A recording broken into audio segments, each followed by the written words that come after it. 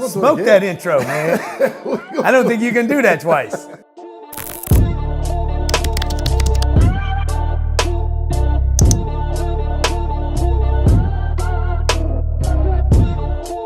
Look, welcome to another edition of the Social Proof Podcast, where we find amazing people that did amazing stuff. And Dope things. Dope things, man. And we have none other than the GOAT himself, the guru. Our modern day, what are those people back in the day that built the entire industries? Did you see the Napoleon. You're talking about the guys that built America. The ones that built America. Oh yeah, dude. That's you. Dude. That's you. I told you I could do better. Oh my God, bro. That was way better, because those are the freaking Rockefellers and the Morgans and the Carnegies, and those guys were the Vanderbilts. These guys were freaking. And back then it was war. It was like, yo, I gotta be better than this guy. Is that your mentality? No, I'm just saying it's vicious. In terms of the industry, do you when you see somebody in your space that's winning at a high level, does that drive you? 1,000%. It inspires me so much. Younger in my life, it was very much a competitive thing. I wanted to drag them down to get up. And today I know that doesn't work. It's a waste of energy, time, and resources. So it pulls me up now. And in the past, I used to want to drag them down and see how they were doing it wrong. Yeah. And I learned, man, you can't hate up. Hating up is that's not a good strategy. Where did you develop that mindset that you wanted to take people down? Because I think every action is coming from somewhere. Where'd you develop that? I've probably been an angry young man most of my life, and I grew up without a dad. My dad died when I was 10. I'm writing a book right now about mentoring, where I want to mentor people. And when I lost my dad at 10, dude, I was so pissed off. And I remember mowing the lawn. I know exactly where I was, what I was dressed in. I'm mowing the lawn thinking, okay, he's coming back. Like the humming of the machinery, cutting the grass, I could smell the grass. And I'm going, I'm trying to keep my line straight, right? And I'm thinking, man, this is just a dream. He's coming back, he's gonna come back. And I probably did that for 12 months, 15 months. And then when it was real to me, oh no, he's not coming back, I kept waiting for an uncle to step in. I had 3 uncles, Uncle Jay, Uncle Vincent, and Uncle Paul. And none of them ever came to my rescue. And by the time I was 16, dude, I was so pissed off. I was so angry that I was like, you know what? I'm going to be so fucking successful one day that first I got to get successful, because you can't help anybody until you are. Yeah, for sure. I'm going to be the uncle to other people. Because of the uncles that didn't come to my aid. And I said that one time, and everybody started calling me Uncle G. That's how that Uncle G thing came up. Wow. You know what? Now it makes sense, because I'm watching the Undercover Billionaire, and the thing that really made you cry was, yo, I'm not gonna be able to see my family. My first goal is to get my family here. Yeah. Right? And I saw the emotion. Yeah. Do you kind of that abandonment from? Well, yeah, totally. My dad, he was a great dad. Yeah. And this is back in the 50s, right? So I grew up I was born in 1958. And he died in 1968. But this was back in a time when the man did the work and mama stayed home. Yeah. And my dad went to work every day. I never saw my dad. Monday through Friday, I didn't see him. I didn't see him till 6 o'clock in the afternoon. He'd come home, have his martini or whatever his drink was. And again, I'm only 8, 9 years old. So I didn't really see my dad. And then at 10, boom, he's gone forever. Yeah. And then the uncles never stepped in. I was raised by a single mother. This is why I relate so much to the Black community. Yeah. 40% of my audience is African-American under the age of probably 30 years old. It's crazy. I'm 63 years old, white guy, and a majority of my audience just relates to me. The way I talk, it's very raw, it's very real. It's not big words. I don't try to over-intellect people. And so, yeah, that the first thing I wanted was my kids, because I've spent 30 years. I didn't have family till I was 51, because I wasn't ready. Dude. Really? I was an immature playboy, irresponsible, selfish, running around just getting my own needs met. And then one day I got sick of that, and I'm like, okay, I'm ready to have family. So does it change like that? 'Cause I mean, I have some Change for friends. me. I mean, it was pain. The last 3 or 4 or 5 years, nobody's ever asked me this, by the way. This is a great interview. The last 3 or 4 or 5 years of my Playboy existence was miserable. It was terrible, dude. It was lonely. It was empty, and there wasn't enough that could fill it up. Kind of like a drug addiction, right? Yeah. At the end, you're like, shit, I hate this now, but I keep doing it. And the same thing for the it wasn't about women. It was about me being empty and me wanting family and me I wanted to become a mature somebody, and so I didn't get married till I was 50, didn't have kids till I was 51. Wow. Because I knew I wasn't ready. Let me ask you, through this process though, were you like even saying to yourself, yo, this is something I desire, or was your mindset, yo, I don't even want family, I'm just gonna keep. Well, no, I knew 2 things. One, I did desire it, but number 2 is I was married to my business. I was not gonna do this until I had money. Was that a good decision? 1,000%. Or like if you had a relationship, you could accelerate it. No. Explain that. Because I was the dream, and I believe this. I told my wife when I got with her, I said, look, I'll do anything for you except one thing. I will not give up on my dream. If I got to surrender my dream, I'd rather be alone. Because if I abandon my dream, I'll abandon you. I truly believe that. I see so many people, man, they give up their dream for the wife. They give up their dream for the husband. They give up and then the wife and the husband get together and they have kids and then they give up their dream again because of the kids. And I said, the day we have kids, we cannot blame the kids for not going after our potential and our dreams. If we ever have kids, when we were getting together, and she wasn't ready to have kids. She wasn't even ready for me. And so I knew she was the right person for me. And I'm like, look, I'll give you anything. Monogamy, I'll never cheat on you. I'll never jack around on you. I'll take care of you. I'll provide you with a life that you can only dream of. This was 12 years ago. I mean, this was way before Grant really hit full Grant, and which she's really added to and made it easier. But I said, look, if I got to be less than who I'm meant to be with you, that's powerful. Can't give you that. That's strong. So I said, I got books in me. This was before I'd ever written a book. I said, I got books in me. I'm going to do the biggest events in the world. I'm going to do a TV show. Okay. I will be known by millions, if not billions of people. And I will leave a legacy. And that has been with me before I ever met you. Amazing. And I'm not giving that up, because if I give that up, I'll give you up. Is that something you can develop, or is that like innate? No, I think it's priorities. I think it's watching my dad die, and he did everything right. Everything. He worked hard, saved his money, paid his debts off, respected his name. He was respected in the community. He did everything right. And when he died, my mom had to start hustling and shuffling and scared. And he did everything right and it didn't work. So when I saw my mom was having to sell my dad's dream house a week after he died, I'm like, something's wrong with the game he's playing. So I've been challenging the game the whole time. Like, oh, my dad was taught the wrong rules. Yeah.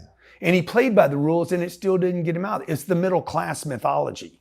Wow. It's the idea that I'm gonna have just enough. So since then, I've been challenging, really looking at everything that masses of people believe in. Family first. Yeah. This thing, people throw that around all the time. I'm blessed. Everybody says they're blessed. Yeah, but go prove it. Yeah. We're all blessed. Go prove it. So these are some things that I just like the dream thing. I'm like, is family first or was my dream first? Well, in my case, my dream was before my family. Dang. This conversation makes you so human, Grant. Like, cause you're this monument, right? But when you get a chance to talk to you, like, especially on Clubhouse, it's like, I didn't know before Clubhouse, you see the interviews. Yeah, you just see it. I look like a dick on YouTube. You're the man right now. Yeah. Like, okay, I do got to ask you this question. So around the time where I think it was last year, and I was watching an interview, and the explanation really made me fall in love with you, Grant. So this guy's so good, man. This guy. I was just blown away. So we see the headlines: Grant fires everybody, right? And in the interview, I mean, you kind of did this video where you explained it. You was like, yo, we had to let go of a whole department. Yeah. And this was the most powerful part. Yeah. Because we know you're in real estate. You talked about your overhead. And you're like, who here had to take a pay cut? And everybody raised their hand. He said, who didn't take a pay cut? Nobody raised their hand. And I started to put myself in the shoes, and I realized why you're way more successful than me, I'm gonna be honest. Because you were willing to let some people go, cut people's paycheck to save the business that will save people later, when I don't know if I'm so connected to people, I probably can't see farther than I want to make people happy, and I can't do what I got to do. Yeah. Dude, being a boss is tough. Most people are not cut out to be a boss. So when COVID hit, I got on a plane. I was in Pueblo shooting the show. I got on a plane. The country was getting shut down. The project got shut down. I got on my plane, flew back to Miami, had a meeting the same night with Jared Sherry, the president and COO of the company. Who else was there? Lena was there. And I'm like, guys, the world's getting ready to come to an end. Okay. How did you know that? Do you got some intel? I'm like, well, it didn't. I was wrong, by the way. I was wrong. I mean, it didn't come to an end. It closed down. Shit's coming to an end. This shit's coming to an end. I said, we're going nuclear tomorrow. Right. And we're going into the bunker. We're going to get in the bunker. I said, look, this thing that I built for the last 30 years is about to come to a freaking crashing halt. Well, I've been telling Jared that every day for 12 years. Is it going to be this week? I've been waiting for this thing to happen since 2008. Really? Oh yeah, dude. I'm always waiting. I'm always waiting. Why? What makes you like, why? Because I'm waiting. Because if I'm waiting, if I'm ready, you know, I mean, I carry. I don't go any place without carrying. I'm ready. Wow. You know, I carry where it's illegal. I said, shit. I'd rather be without a permit than be without a gun. Because shit goes down. I want to be like, I was in Mandalay Bay when Mandalay Bay got hit. I was the only person carrying. Okay. And there was 150 people got stuck in a room. Mandalay Bay, hundreds of people are shot. Like, it was a terrible night. It was awful. And I was carrying in a casino. Man, I hate to put this on there. And Mandalay's never going to let me back, but whatever. I don't care. There's other casinos. So I'm in a room with 200 people stuck in a room. And it's all over Twitter. There's 3 terrorists in town. I mean, it was like the whole town was getting ready to come down. It was all misinformation. But there was one door in, and there was a shooter in the hotel. And we didn't know where he was. I just knew that there was one door, and there was 200 people stuck in a room. And if this one shooter comes in this room, dude, he's going to shoot everybody. And not one person. I said, who in here is carrying? Nobody. Not one. And I was. And I knew that I could at least deter, you know, and so I could at least lay down enough fire. Now, you know, is it right to do that? I don't know. It's right to protect my family. That's what it is. So that's it. I am always like, because of the losses, probably because I lost my dad, I lost my brother at 20. I've lost a lot of stuff, and I lost people early. So I know bad shit happens to good people. You know how to handle losses. And I'm preparing for losses all the time, which is a little bit negative. You know, it does take a little energy, you know, to always be preparing. But so when COVID happened and the country shut down, I flew in. I told my guys, I'm like, hey guys, I want to get rid of an entire department, 43 people. And they're like, you're overreacting. I said, good, sleep on it. We'll talk tomorrow. Okay. So that next morning I called them at 8:00. I'm like, are you guys ready to kill the department? No, we're not. I said, well, good.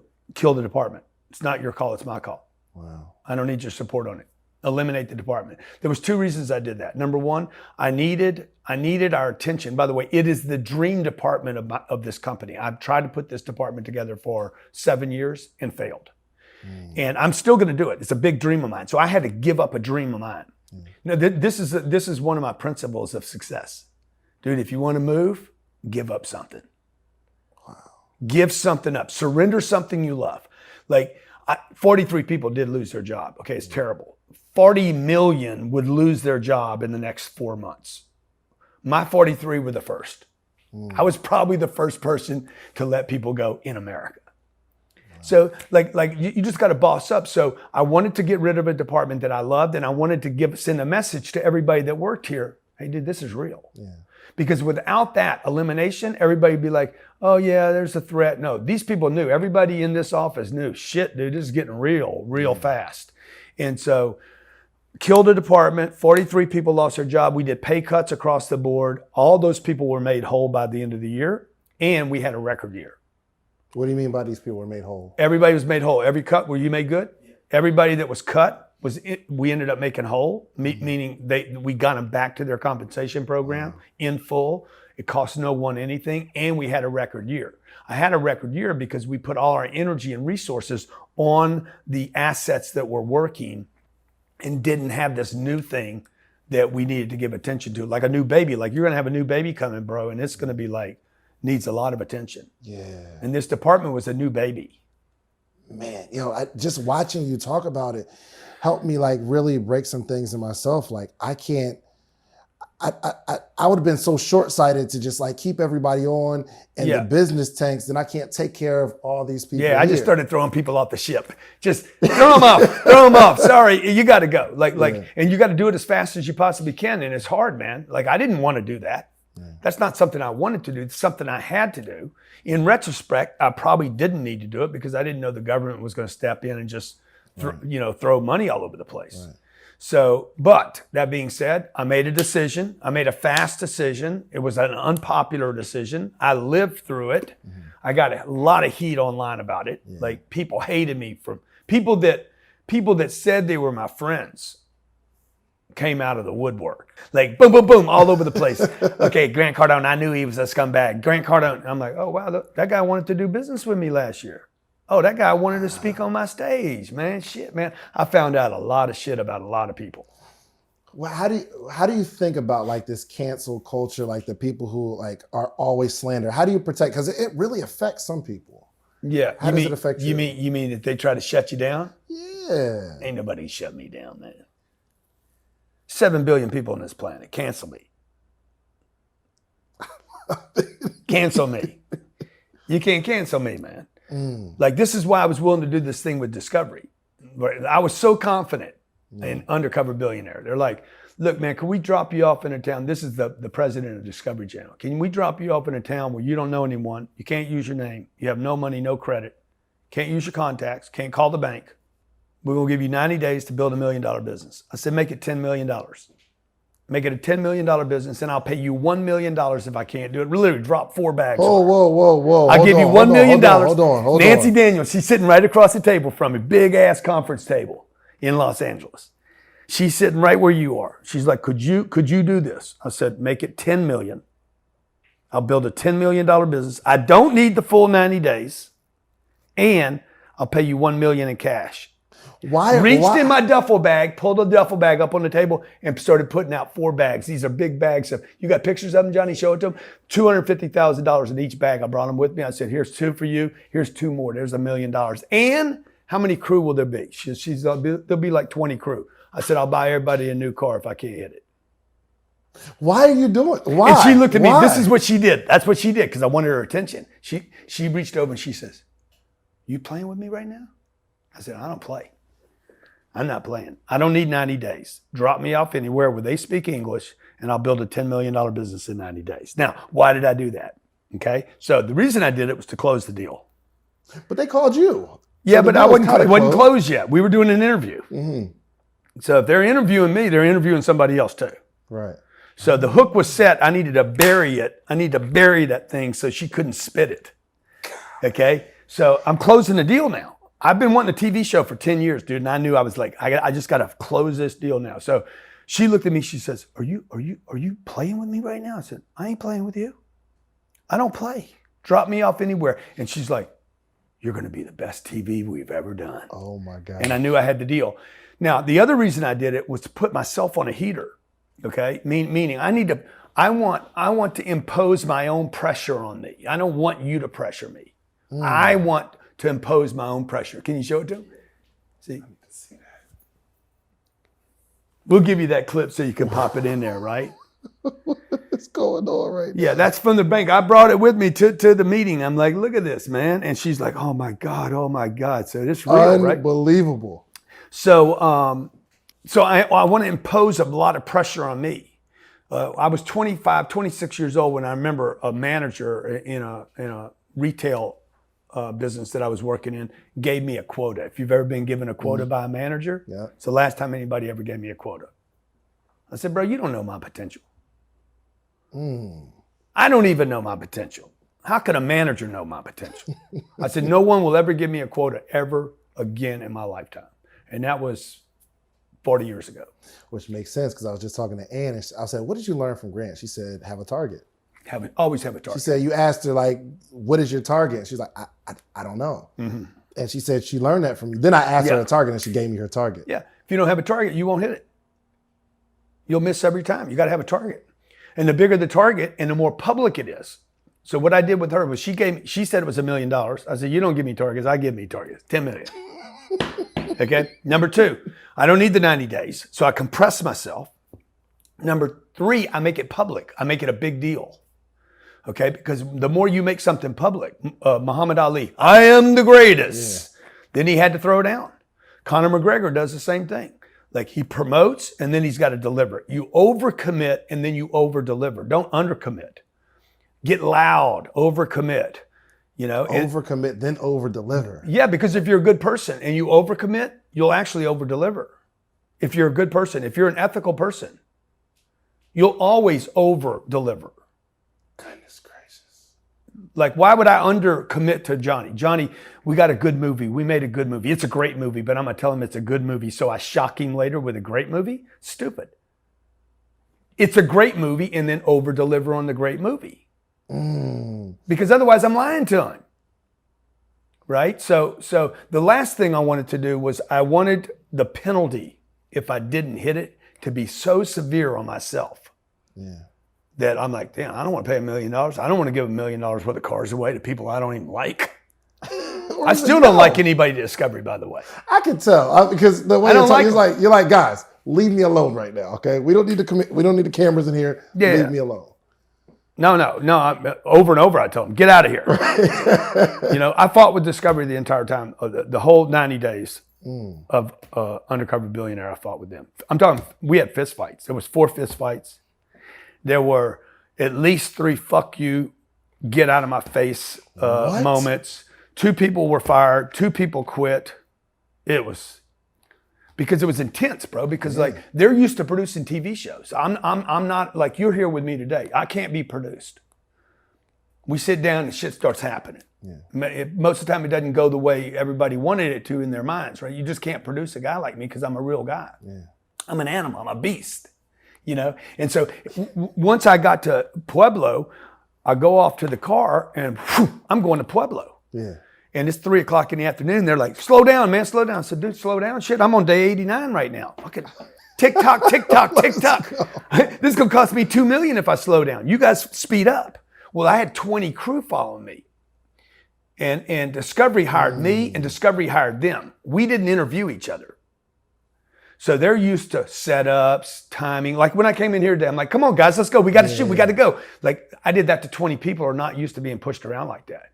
On day 4 of the shoot, I get a phone call. Hey, we have a call today at 9:00 in the morning with Discovery. I'm like, no, I got an appointment this morning. That appointment's been canceled. We have to have a call with you. It's very important. The executives at Discovery need to talk to you. I'm like, okay, what's up? And they got me on the phone. They said it was a Skype call, and they said, look, if you don't slow down, we're gonna pull the plug. Day 4. And I'm like, well, what do you mean if I don't slow down? I can't slow down. And they're like, look, we're shooting a TV show, okay? Like, this is a TV show, okay? I'm like, it ain't a TV show to me. Right. I'm gonna build $1 million business. I'm gonna make it a $10 million business. I'm gonna do it in night. This is before COVID, by the way. And I'm gonna do this, and I'm gonna get this goddamn thing shot and in the bag before some shit happens. I've told them that over and over. Shit happens, man. And if we just keep waiting the 90 days, if I just keep banging out like I got 90 days, shit happens. I need to wrap this project up and get home. I want to get home to my kids, my wife, my family, my business, my employees, the people that love me. I don't want to be here in Pueblo. Pueblo's a shithole, okay? Like this wasn't my choice. I fell in love with Pueblo before it was over, before it be over with. But at that point, I'm like, I want to go home. It's 15 degrees. I'm cold every night. I don't have anything to eat. My toilet doesn't work. I have no running water. I'm like, I want to get the hell out of here. 10 days into the deal, COVID shuts the project down. Right. So I was right. They were wrong because I wanted to go. And the problem is the crew, when you're dealing with cameras and batteries and lights and sound and unions, and they just move slower than I move, man. I'm a businessman. Yeah. You know what I'm saying? I'm a real deal roller. And I'm a scrapper. I'm not used to a big company taking care of me, or, you know, I don't have people bringing. I'm the only person in the company that doesn't have an assistant. I've been through like 6 of them. So Annie's actually Sherry's assistant, and when I'm here, she helps me out sometimes. Really? Yeah. Because I just rolled so fast. You need somebody to keep. That's going to be hard to find somebody to keep up with. So it was hard to have a crew roll with me, and so at day 4, they're like, "Look, man, you got to slow down. You're putting people in danger. People are angry. They're exhausted at the end of the day." I'm like, "Get another crew. Fucking have the A crew and then have the B crew." They said, "We already have an A, B crew." I said, "Good, to get an A, a B, a C, and a D." Like, dude, if I'm going to build a $10 million business in 90 days, man, you think I can just do this during the daytime? Oh my gosh. Like, I might have to do this at 9 o'clock at night or 11:30 at night. So, okay, so how do you start to nurture those relationships and the people that are around you? Like, at some point, do you take into consideration, okay, I am a superhuman, okay? Like, you're like a superhero, like somebody that moves like that. So I was actually no, but Spider-Man or Superman or Batman, they don't slow down for the people, man. Yeah. Oh, hold on a second. I'm going to lose my skills. Why would you do that? You know, I don't want to give my superpower ups to fit in. Then I'm not a superhero anymore. You know, I don't have any like God-given any more than anybody else. I've just developed my skills. My courage, man. My courage is like, you develop courage. Everybody's got it, but most people don't build the muscle. We all got muscle and we all got bones, but some people develop it, some people don't. And like courage is to take action in the face of fear. And I've just learned how to do that. Is there something that you're afraid of, though? Oh, everything. Doesn't mean, if you're courageous, you had fear. If you do something and there was no fear, that's not courage. There has to be fear. Gotcha. If you do something and you're not afraid, it's not courage. There's no courage. You just did something. Shit, that was easy. Okay, for you to be courageous, there had to be fear before it. Yeah. Otherwise, there's, you know, everything I did, the entire show, my whole life is fearful. I wake up every day fearful. I'm like, oh, I come into this interview. That's why you carry. Right? Well, I'm not carrying right now. Maybe I should. It's not far though. Shit, it ain't far from it, but it's too far. It's too far. It's too far. But so you know, yeah. So like, you got to develop that skill though, like a communication skill. You got to develop it. Sales skills, you got to develop it. Money skills, they have to be developed. So let me ask you: would you say? How would you develop? Would you develop in being the action first, or would you develop your mindset No, first? I would develop the action first. I think the mindset thing's a little overplayed. Talk to me. La la la la la la la la la la la la. Think it, do that. Most of these fucking guys that think it never do it. Think and grow rich, okay? I don't know. I don't know what he had. I don't think he had any money by the time he was done. Maybe he thought too much. He didn't do it. I don't know, man. I mean, I understand the concept, right? Sure. I understand the concept, and I understand the affirmations and mental and be positive and meditation. How about some action? Yeah. You know, I have never thought something into existence without doing something. But I'm sure there's some times you work something into existence. Well, I do, but like, you know, helicopter. You know, I still got to pay for it. I mean, this thing right here, okay? I'll tell you a story about this beast right here. Like, I thought about flying private, you know, but dude, I called Gulfstream. It was hard to get one of these. I called Gulfstream 2 years ago and said, hey, guys, it was December the 14th, something like that, December 12th or 13th or something. I said, guys, I need a Gulfstream 550. What do you have? We don't have anything in inventory. I said, I need it before the end of the year because I wanted to write it off my How tax. much is it? $60 million. 60 million. I said, I want to write it off.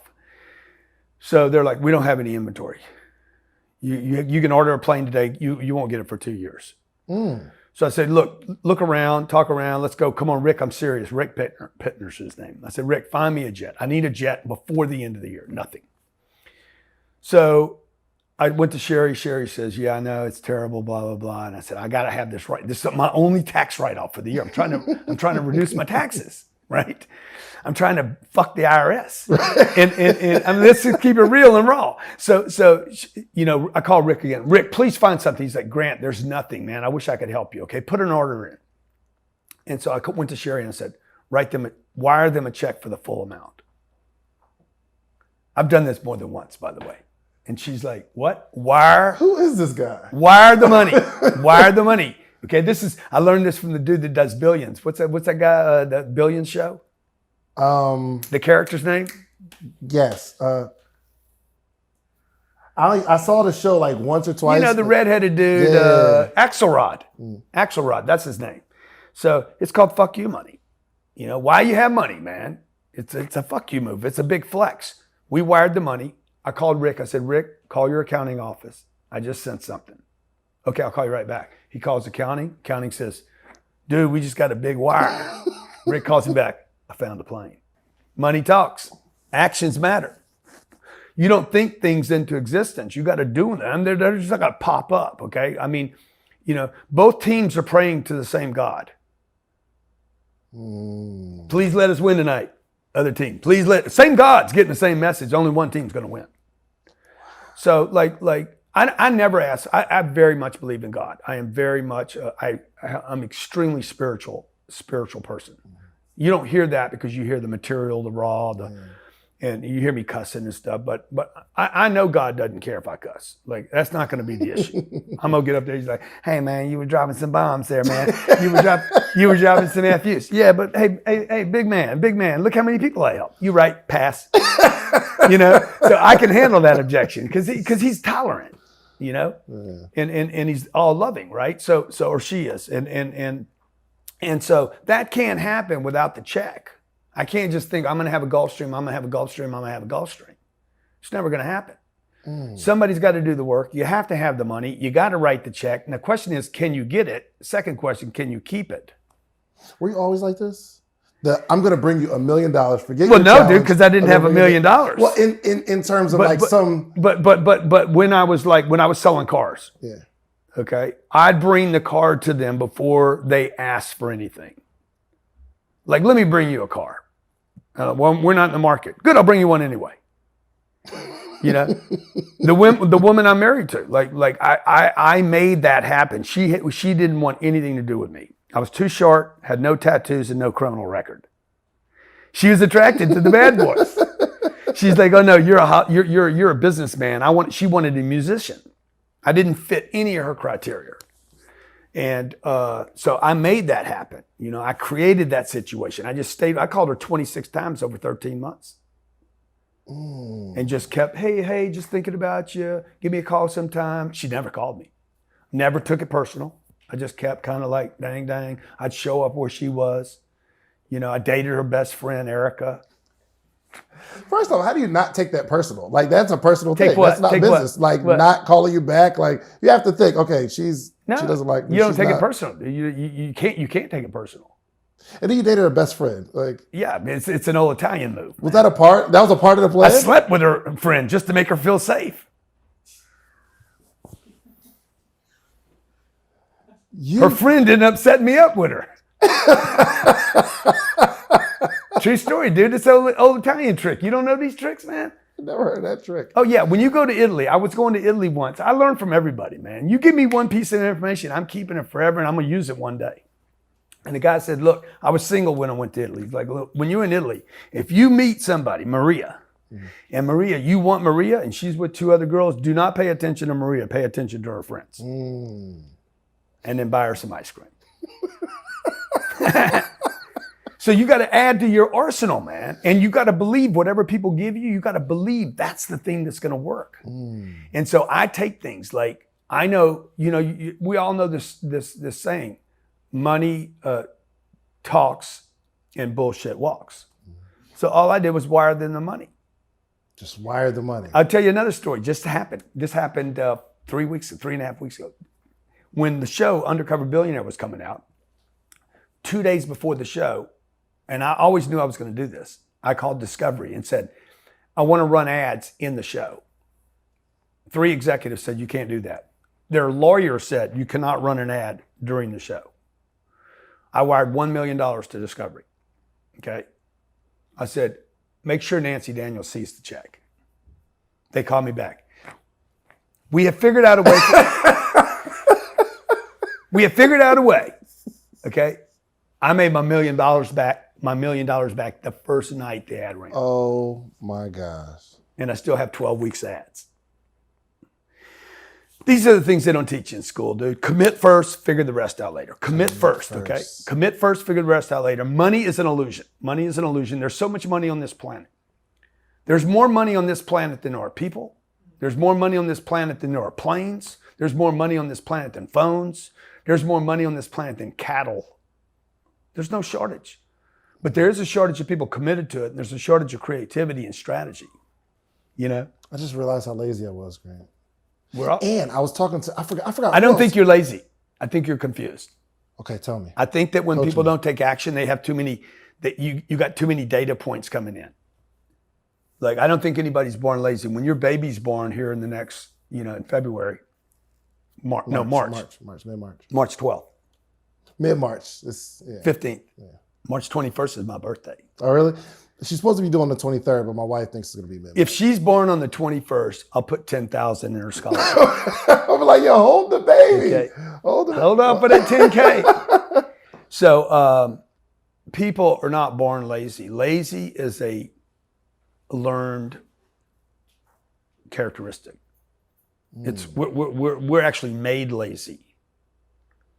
And because no baby's born lazy. If they're lazy, they're sick. Lazy is learned. I thought it's it learned, innate. Like some people just. Nah, bro, ain't nobody lazy. Feels good. Wait till that baby's crying all the time. Like baby's crazy. Okay, it's either eating or sleeping or freaking jacking around.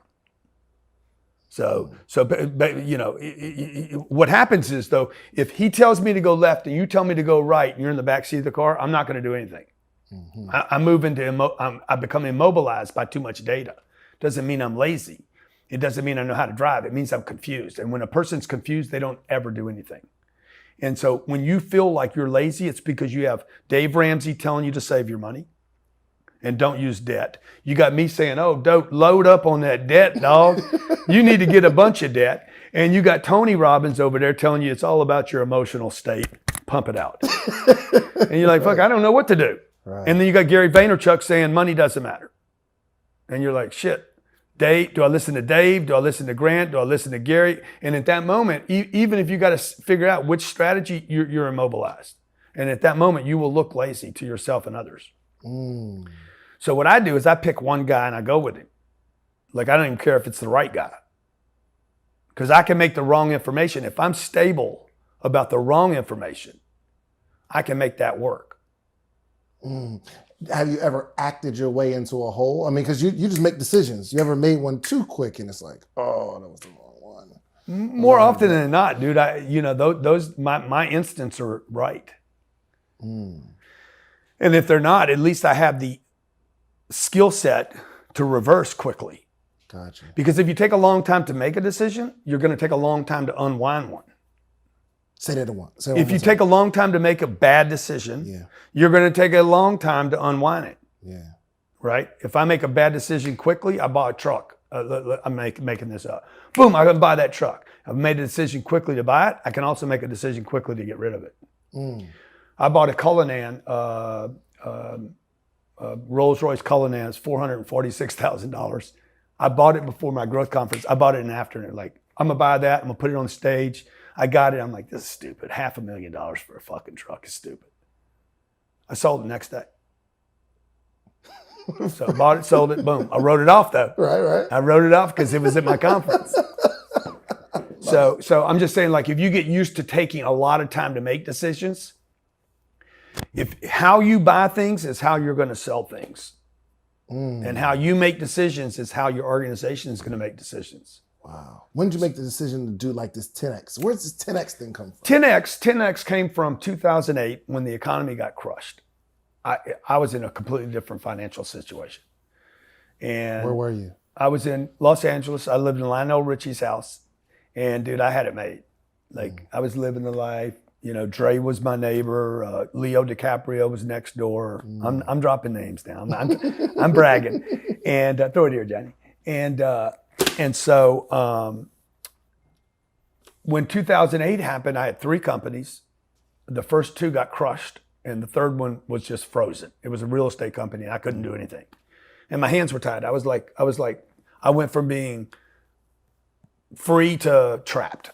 And I said, I got to figure out what I did wrong. And rather than spending time blaming the mortgage, the mortgage crisis and the banks gave bad loans to people and trying to figure out, was it the Clintons or the Bushes that did this to me or whatever the political agenda was, I said, hey, what did I do wrong?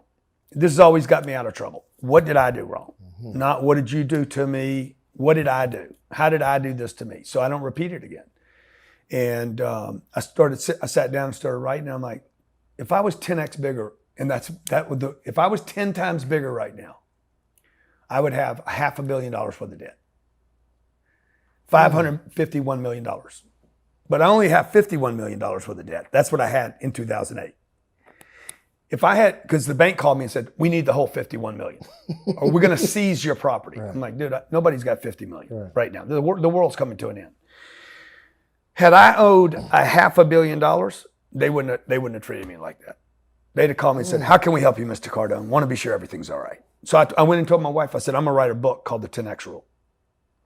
And she's like, what's the 10X rule? The 10X rule basically is I'm going to have $500 million worth of debt the next time, and the bank will be my friend.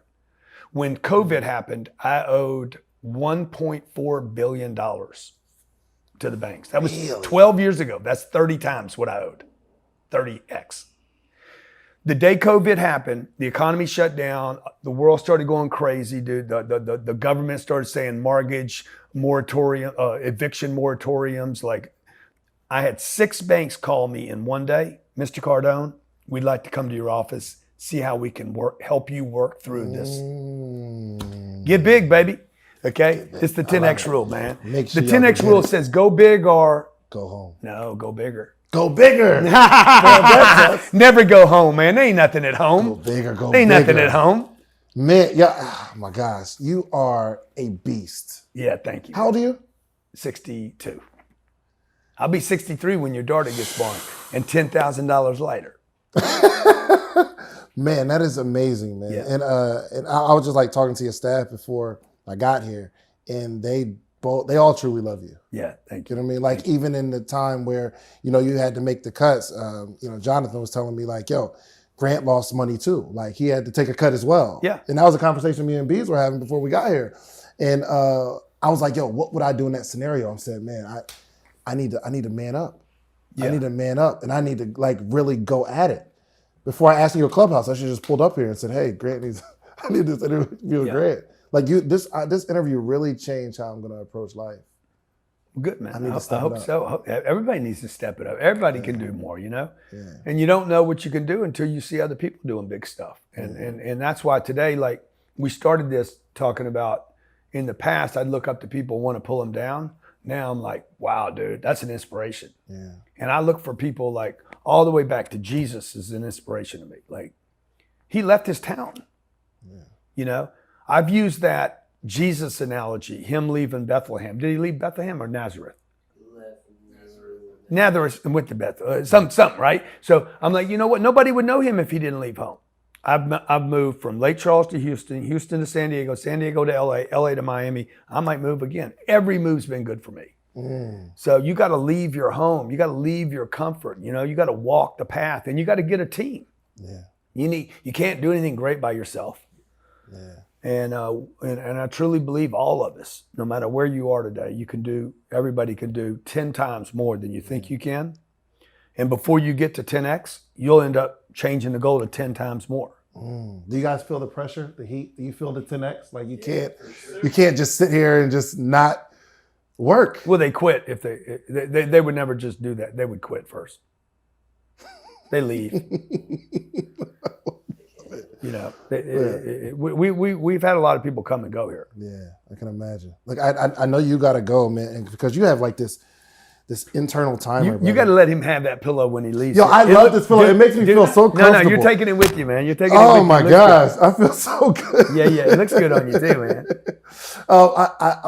You have like this internal timer. I can see it's like it's clicking. You always you have something to do, right? I'm with you right now, chill? though. Like I'm not really thinking about. Like I know I have another thing to go to, but I'm like it's gonna be fine.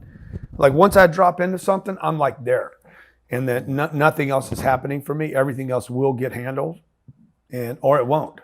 Yeah. So if somebody on that other end is upset because I didn't show up, you know, no one thing blows any opportunity. There's nothing, no one thing I can do that will mess up an opportunity that's meant to be for me. Wow. And I could always go fix it and say, hey, sorry, something went long, and if that blows that wasn't going to happen with me. Yeah. You kind of alluded to like your belief system, your spirituality. What is that belief, real quickly? I mean, like just can you put it into words? Yeah, I believe that I'm a spiritual being, and and I'm in a body, but I'm not a body. I'm not a brain. I'm not a piece of meat. I'm not bones. I'm not 5'8". I'm not 170 pounds. You know, I'm beyond time and energy and measurable units. So I'm not really Grant. That's my name that was given to me. These things that I've done, the cars that I drive, it's just stuff like the Undercover Billionaire was extremely spiritually liberating adventure for me. Really? How so? Because I lost everything. I didn't have my money, didn't have the Rolls, didn't have the G63, didn't have the Gulfstream, didn't have my name, didn't have my social media. You know, didn't have my hair, didn't have my goodies. You know, I didn't have 150 people on my team. It was me. And I'm like, damn, dude, like, I don't need anything. Yeah. I'm in a new environment where nobody knows me. And like, it was so empowering because I'm like, I am capable of taking care of myself without money, without credit cards, with just communication, you know? I think even in success, some people luck up, right? I mean, the they don't know. They don't know. I 100% agree with what you're saying. They wonder, can I do it again? Yeah. There's that doubt. Could I do it again? And you know, when Discovery went to help me out a little bit, like, because they're producing a show, like, let's keep it real. I'm like, I don't want your help. And they're like, no, we got a meeting for you with so and so. I don't want it. Because for you, this ain't about a show. Throw it in the trash. I don't want it. And they're like, well, no, it's going to be good TV. I cannot take your help. And they're like, why? We're trying to help you. I'm like, yeah, but you don't understand. Once I take your help, I can't help me. Once you help me, then I become reliant on your help. Tomorrow I'm gonna wake up and say, can you help me? 3 days from now I'm gonna be like, hey, why aren't you helping me? Like I become disabled. And I said, for 90 days, I need you to stay out of my way. Not one of you, the 20 of you combined, has ever built a $10 million business. You know, the way I see this is I'm the only one that's ever done this. So I don't want your help. Stay out of this. Yeah. Get your little camera and do your thing. Yeah. It's amazing. Yeah. And real quick, what's your personal development routine, man? I mean, do you have mentors? Do you read a lot? Your environment? What would you attribute to this? You know, look, you know, 95, I've said this before. I'm a Scientologist. I've been studying Scientology for 16 years. What is it? Scientology is, I don't really got into it. Scientology it's a religion that's not about a dogma, but it's about you getting clear of your disabilities. It's basically a stripping away of disabilities, believing that if you take away all my disabilities, all my negativity, all my self-sabotaging behaviors, what am I left with? I'm left with all the good. Yeah. I'm left with good decision-making, no chaos, no conflict, no sabotaging behavior. I just start making good decisions over and over. And it doesn't mean I'm not human. I'm still having a human experience, but I'm not enamored with being tricked by bad people. Mm-hmm. So it's a very fundamental. It's not religious like Baptist, Catholic, Jewish or Muslim, as to believe to a specific God. Any of those 4 religions could be Scientology as well. It's knowing how to pick the right people, how to be in a marriage, how to control matter.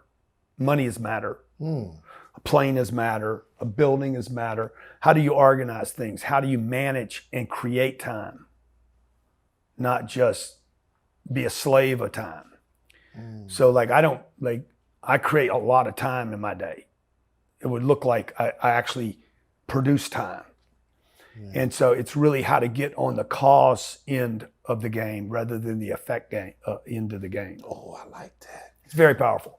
Man. And 95%, I've said it before many times, and I know the tabloids and the media and CNN destroy it, but I've been hanging out with that religion for 16 years. It's been unbelievable for me, my marriage, my kids. I mean, look at my kids. My kids are freaking stars, dude.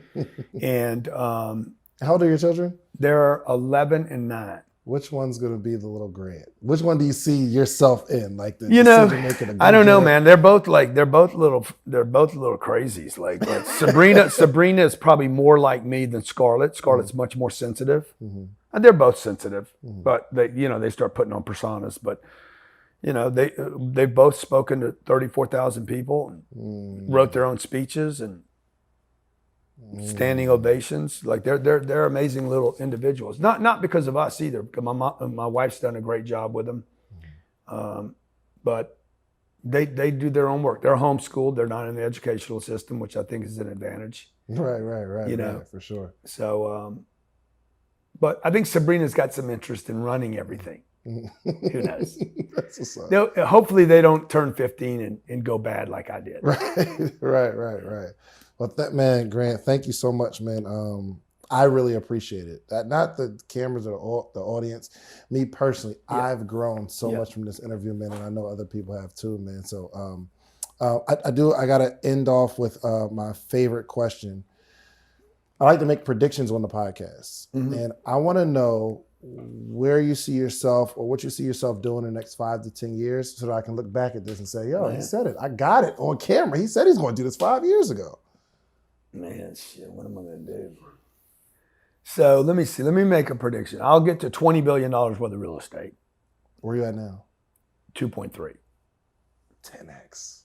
So I'll probably go public in some form. It could be a SPAC or it could be a Wall Street thing. I won't have any more kids, but I'll help a lot of kids. What's the vision on that? What do you mean? I started a foundation called Grant Cardone Foundation that helps kids that don't have dads.